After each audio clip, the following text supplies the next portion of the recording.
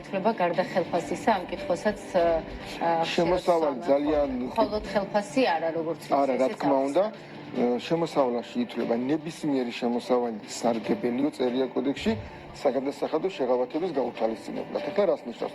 ესე იგი, ხელფასი, ოღონდ არიცხოვრი ხელფასი, ანუ რაც ხელშეკრულებაში გვიწერია, რაც დანიშნვის ბრძანებაში გვიწერია, ხელზე რასაც ვიღებთ კი არა, ანუ დიდრე დაგვექვითება საშემოსავლო და საპენსიო, იქამდე რაც ხელფასი არის, ეგ მაგის მიხედვით უნდა დავითვალოთ.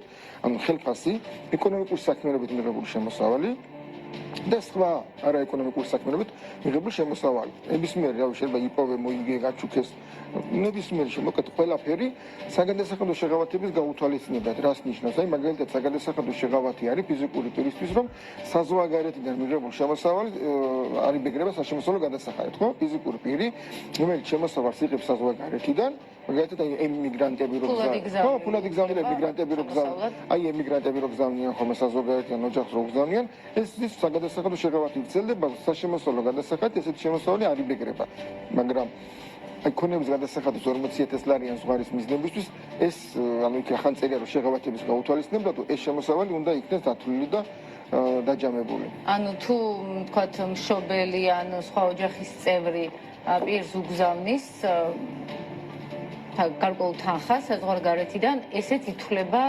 შემოსავალი. მან არის ესეთი მომენტი, ახლა ნახეთ ჩვენ ახლა ნახევარ საქართველოს საზღვარგარეთ ყავს ახლობლები და ეს თანხაც ემატებოდა ძალიან სწრაფად ივსება ეს 40,000 რა თქმა უნდა შეღავათი საგადასახადო შეღავათების გაუთვალისწინებლად ნიშნავს რომ ეს შემოსავალი ოჯახ შემოსავალია ხო ახლა ვიღაცა რომ გიგზავნის ამ შულობა აქვს ოჯახის წევრია მაგრამ ხო გიგზავნის შემოსავალია უბრალოდ ხდება შერჩევითი შემოწმება ახლა ჩემს გარშემოც ბევრი ფიზიკური პირი მოხვედრილა ამ შემოწმებაში და ბევრიც დაჯარიმებული ამიტომ ჩვენ არ შეიძლება იმის იმედად ვიყოთ რომ ხა ჩვენ მაინც მოდები შეგვამოწმებენ და როდი არ დავადეკლარება არა შეიძლება მოხდეთ რისკების რაღაცა ჯგუფში როგორც რისკიანი გადამხდელი და შეგამოწმოთ არ არის გამორიცხული ესეთები ხდება ნამდვილად დასტურებით. რა არის